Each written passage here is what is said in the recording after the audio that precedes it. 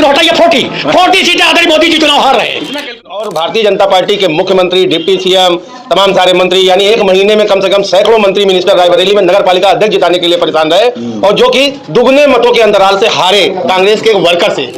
400 पार इसलिए चाहिए कि 400 पार का नारा देंगे तो शायद 272 पा जाए, शायद इस उम्मीद में ही है। छोटा टारगेट जब अचीव करना होता है तो बड़े लक्ष्य निर्धारित करने होते हैं।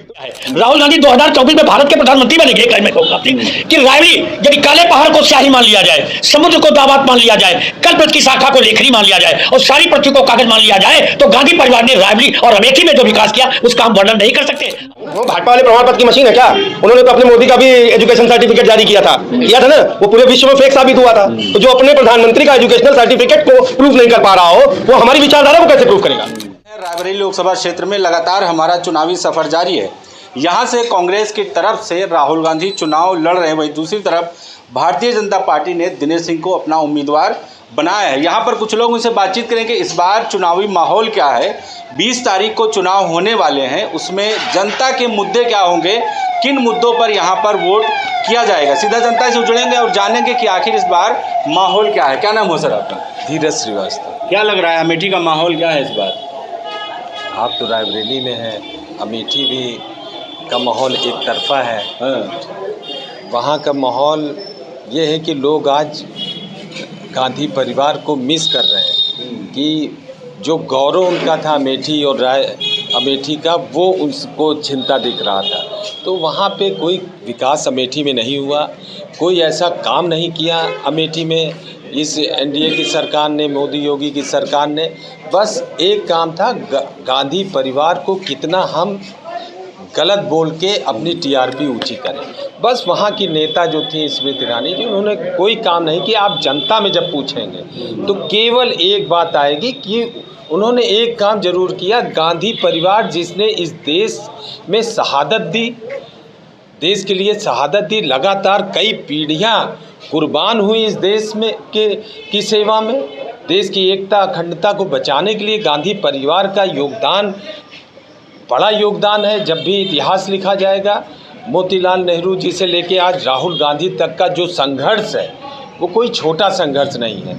और आज इस दौर में, पुराने दौर में अगर महात्मा गांधी जी थे जिन्होंने इस देश को आज़ाद कराया और आज़ाद कराने में महत्वपूर्ण योगदान दिया था, तो इस दौर की में एक नई आज़ादी की लड़ाई आदरणीय राहुल गांधी जी लड़ रहे हैं, नौजवानों के लिए, किसानों के लिए, श्रमिकों के लिए, महिलाओं के लिए। और समाज में जो एक बराबरी की बात है, लगातार सबको हक की बात है, सभी जो वंचित समाज है उसके लिए जो लड़ाई लड़ी है राहुल गांधी जी ने, कांग्रेस पार्टी ने, वो भी एक अलग तरह के गांधी है। इन सब चीज़ों पर इस बार जी बिल्कुल पूरी तरीके से जनता एकजुट है। महंगाई के खिलाफ एक आज जनता, राहुल जी ने पूरे देश की जनता को जागृत कर दिया है। आप मीडिया में चाहे दिन भर जो भी दिखाओ, लेकिन आज देश की जनता जानती है कि महंगाई किस तरह है, नौजवान किस तरह परेशान है, किस तरह पेपर लीक करके नौजवानों का भविष्य खराब कराया जा रहा है एक षड्यंत्र के तौर पे, किसान किस तरह परेशान रहा पूरे 10 साल। और जब से मोदी सरकार आई है तब से इस देश की जनता को लगातार परेशान करने का काम इस मोदी सरकार और भाजपा सरकार ने किया है। आते ही नोटबंदी करना, गलत जीएसटी लगाकर पूरे देश की अर्थव्यवस्था, व्यापारियों का चौपट करने के लिए था, आतंकवाद को खत्म करने के लिए किया गया था नोटबंदी। कहाँ आतंकवाद खत्म हुआ? आप पता करिए कहाँ। आज भी संगीनों के साए में कश्मीर में पूरा संगीनों के साए में वादी है। तो जो भी ये मुद्दे इस तरह की बात करते हैं, क्योंकि इन्होंने विकास नहीं किया, समाज को कमज़ोर किया, देश को कमज़ोर किया, और कोई अच्छा उनका ऐसा कुछ भी योजना नहीं आई जैसे यूपीए के सरकार में आई थी। अगर कांग्रेस की बात करिए तो तमाम ऐसी योजना है, जमींदारी उन्मूलन से लेके और हरित क्रांति से लेके, और ये जो इधर मनरेगा हुआ, और राजीव जी ने तो पंचायती राज व्यवस्था लागू करके इस देश के पिछड़े और कमज़ोर तबकों को जो हक नहीं था, सामाजिक और राजनीतिक, वो दिलाने का काम किया और वो पूरे देश का सामाजिक ढांचा वहाँ से बदला। अभी अभी आ रहे हैं आपके पास, क्या लग रहा है यहाँ पर राहुल गांधी और दिनेश सिंह में मुकाबला टक्कर का है, लोग कह रहे हैं? राहुल गांधी 6,92,753 वोटों से जीतेंगे। दिनेश सिंह की जमानत जब्त हो जाएगी। कहाँ से आंकड़ा लिया? ये मैंने उसको आई एम डीपली स्टेप, मैं Congress guarantee card door to door बांट रहा हूँ। जो व्यक्ति ने कुछ किया नहीं, राहुल गांधी ने रायबरेली, आज राहुल गांधी देखिए रायबरेली में की गारंटी चल रही है पूरे बिल्कुल देखिए, लेकिन राहुल गांधी ने जो वादा किया है, राहुल गांधी 2024 में भारत के प्रधानमंत्री बनेंगे। एक लाइन में कहूँगा कि रायबरेली यदि काले पहाड़ को स्याही मान लिया जाए, समुद्र को दावात मान लिया जाए, कल्पवृक्ष की शाखा को लेखनी मान लिया जाए और सारी पृथ्वी को कागज मान लिया जाए, तो गांधी परिवार ने रायबरेली और अमेठी में जो विकास किया उसका हम वर्णन नहीं कर सकते। आदरणीय के.एल. शर्मा जो अमेठी से लड़ रहे हैं, के.एल. शर्मा की भी ऐतिहासिक जीत होगी। He has wanted street to street of the Amethi. Amethi की जनता के.एल. शर्मा को हार्ट से चाहती है। वो गांधी परिवार के हनुमान ही, the Hanuman of the Gandhi family. इसलिए वहाँ का जल पी लिया हो वो कुएं का जल पिएगा, जिसने कामधेनु गाय का दूध पिया बकरी का दूध पिएगा, जिसने विष्णु जी का रसपान कर लिया हो वो कोई ऐसे देवता करेगा। जिस जनता ने गांधी परिवार का शुभ होगा हो, सोनिया जी के साथ, राजीव जी के साथ, राहुल जी के साथ, सोनिया जी कोरोना के पीरियड में मैं आपसे बताऊं, ये मेरा सार अध्यक्ष खड़ा 18 घंटे, एक 22 घंटे घूम रहे थे, गली गली दवाइयाँ बांटी गई, लोगों को खाना बांटा, टीमें लगाई थी, 11 टीमें लगाई गई थी। आदरणीय प्रियंका जी ने छत्तीसगढ़ से 2 टन बेटा ऑक्सीजन, और उस समय इनकी ड्यूटी थी कि 22 घंटा हॉस्पिटल में रहिए। ये उसी की देन है कि कहते हैं उत्सवे व्यसने प्राप्ते दुर्विच्छेद शत्रु संकटे यथा स्थाने स बांधवा। जो खुशी में, गमी में, अच्छे दिनों में, बुरे दिनों पे जो साथ दे वही भाई होता। आज गांधी परिवार का, गांधी परिवार ने उस वक्त दिया। आज देखिए रायबरेली में एक ही बीजेपी ने इन्हें रखाया, क्यों वोट मांगने के लिए आएंगे? उन्होंने कुछ किया नहीं। गांधी जी देखिए, गांधी एजुकेशन के मामले में लिफ्ट ले लीजिए, राजीव गांधी प्रोटेस्ट ले लीजिए, बीटेक ले लीजिए, हेल्थ के मामले में आप देखिए एम्स जैसा 400 पार फिर कैसे गिनती? नो 400 का 1 जीरो हटाइए, 40 सीटें आदरणीय मोदी जी चुनाव हार रहे हैं। इतना कैलकुलेशन कैसे? बिल्कुल मोदी जी चुनाव हार रहे हैं। दिनेश सिंह जी की तो जमानत जब्त होगी, वो भूल जाएंगे राजनीति क्या होती। He has forgotten his life. Modi ji की गारंटी नहीं चल रही है। अरे मोदी जी की गारंटी, मोदी जी ही the empire of the lies, झूठों का सरदार, जो झूठ के सागर हैं।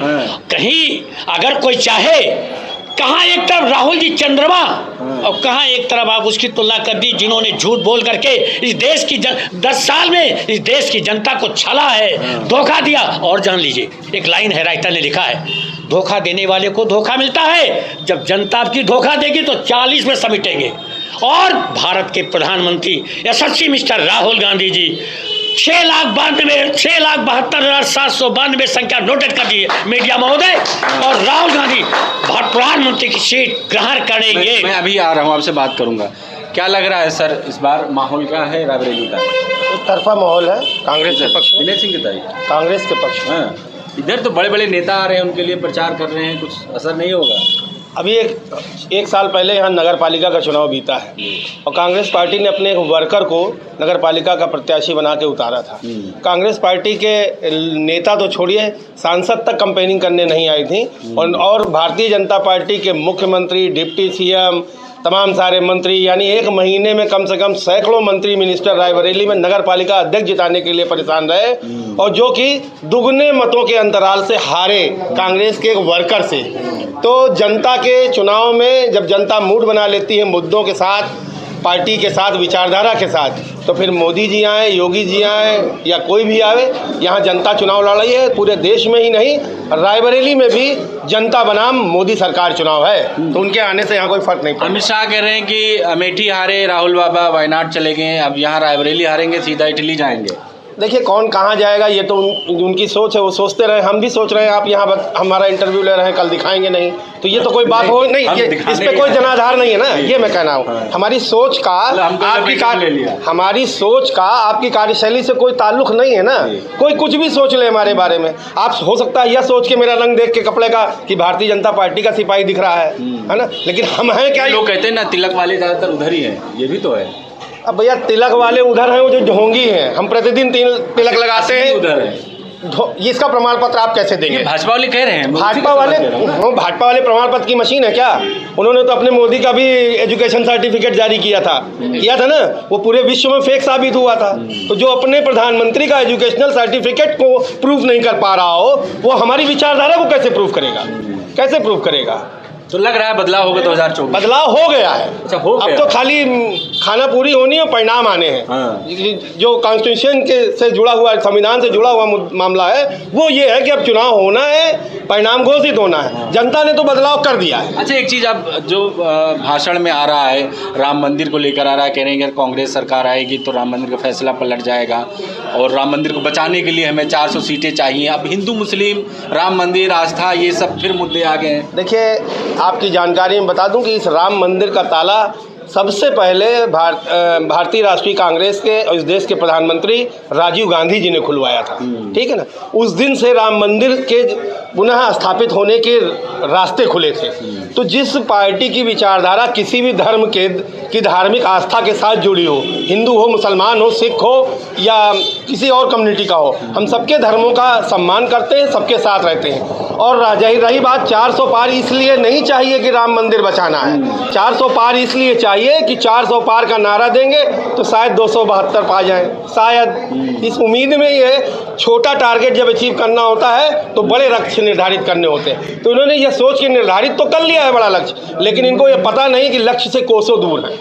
इनको 200 पार करना मुश्किल हो रहा है। जनता भरोसा कर पाएगी? जैसे कह रहे हैं उधर मोदी की गारंटी, इधर जो 5 गारंटी की बात चल रही है, जनता तक कैसे? देखिए, मोदी जी की गारंटी तो उसी तरह है कि ये लोग चुनावों में गारंटी देते हैं, बाद में इनके मंत्री मिनिस्टर कह देते हैं वो तो चुनावी जुमला था। तो जनता ने भी बता दिया कि अब की हम चुनावी जुमला जो तुम्हारा है कि जिंदाबाद तुम्हारी तरफ खड़े होकर दिखाई देंगे, लेकिन परिणाम इंडिया गठबंधन के फेवर में आएंगे। वो भी उसी तरह की जुमला देने जा रही है। झूठ किया इन्होंने। 2014 से लेकर 24 तक किसी एक वादे पे खड़े उतरे हों, 2 करोड़ रोजगार की बात हो, व्यापारियों की को उचित जीएसटी की बात हो, इन्होंने सब कुछ। हम कांग्रेस की सरकार 17% 16% का जीएसटी ला रही थी, इन्होंने 35% का जीएसटी ला दिया, दुगना। मतलब इनको पास खाली लूट, खून चूसने की सिरिंज है। जो मिल गया सामने, व्यापारी मिला उसके लगा दिया, किसान मिला उसके लगा दिया, मजदूर मिला उसके लगा दिया। आज उस मनरेगा की बात अभी आप कर रहे थे, जिस मनरेगा को ये मतलब गाली देते थे कि ये मनरेगा जो है देश को बर्बाद कर रही है, उसी मनरेगा ने कोरोना काल में देश के हजारों युवाओं, हजारों कामगारों को जब काम छिन गए तो वही मनरेगा उनके घर चलाने का साधन बनी। किसकी बात कर रहे हैं? हाँ, राहुल जी ने कहा है कि अगर हमारी सरकार आएगी तो हम मनरेगा की दिहाड़ी 270-72 से उठा के 400 रुपये करेंगे। अच्छा लग रहा है अमेठी से, जैसे वहाँ आरोप लग रहा है कि अमेठी से छोड़ के भाग गए हैं, तो रायबरेली वेलकम के लिए तैयार है? देखिए, हम छोड़कर भागे नहीं हैं, ये हमारी नीति का हिस्सा है कि हम कैसे लड़ेंगे। 2024 का चुनाव भाजपा चाहती थी कि राहुल जी अमेठी लड़े और पूरा चुनाव अमेठी बनाम स्मृति में राहुल में सिमट कर रह जाए, जो कि हमने होने नहीं दिया। हमने पूरे चुनाव को शुरुआत से, राहुल जी ने पिछले 2 वर्षों से लगातार मोदी सरकार और उनके मित्रों को घेरा है और वही उसी नीति के तहत, उसी स्ट्रेटेजी के तहत उन्होंने अमेठी से न सिर्फ अपना स्थान खाली करके अपने एक सामान्य कार्यकर्ता को स्थान दिया है, बल्कि उस ऐसे कार्यकर्ता को दिया है जो पिछले 40 वर्षों से रायबरेली और अमेठी की सेवा कर रहा है। उन्होंने ये बताया है कि राहुल गांधी को नहीं, तुम राहुल गांधी को चुनौती देने लायक हो ही नहीं, हम तुमको अपने कार्यकर्ता से हरा के तुम्हारी असलियत तुम्हारे सामने रखेंगे। लग रहा है ये जो 5 गारंटी की बात चल रही है, ये अगर सरकार आती है तो ये पूरा होगा? ये 5 गारंटी नहीं है सर, 5 न्याय और 25 गारंटी हैं और ये सब पूरी होंगी। आज तक कांग्रेस सरकार ने जो भी अपनी मैनिफेस्टो में वादा किया और सरकार अगर आई तो हमने हर उस वादे पे 100% खरे उतरे। ना आपको यकीन हो तो जिन प्रदेशों में हमारी सरकार है वहाँ जाकर आप जान लें।